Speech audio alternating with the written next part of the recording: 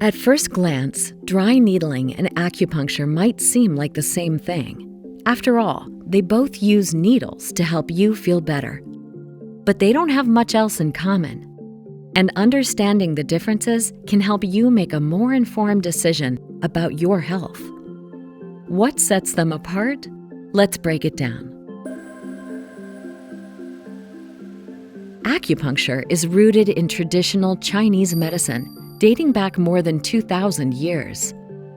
Dry needling, on the other hand, is a modern technique based on Western medicine. It was developed in the 1940s and is usually used as part of an overall pain relief and physical therapy treatment plan that incorporates exercise, mobility training, and more. The goal of acupuncture is to restore your body's energy flow, or qi, by stimulating meridians, or pathways where energy moves through your body. That releases feel-good hormones called endorphins and allows your body's natural healing processes to take over. Dry needling, on the other hand, doesn't approach treatment in terms of your body's energy.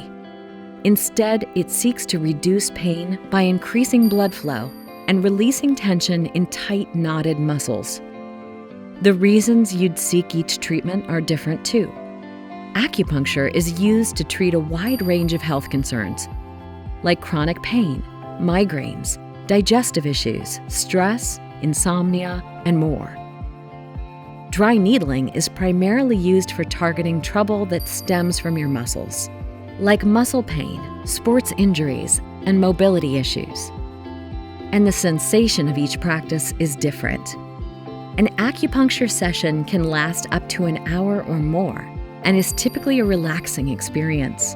You might feel a slight tingling, warmth, or a dull ache at the needle site, but it's generally mild.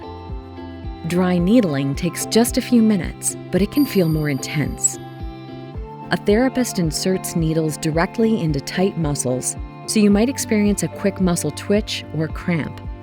That's a sign of your muscles releasing built-up tension. That's a good thing, but it can be uncomfortable in the moment. You might be sore for a day or two after a dry needling procedure, but you should feel improvements soon after. Ultimately, the best choice between acupuncture and dry needling depends on your health needs and personal preferences. If you're considering either treatment, talk to a healthcare professional to find out if either is an option for you.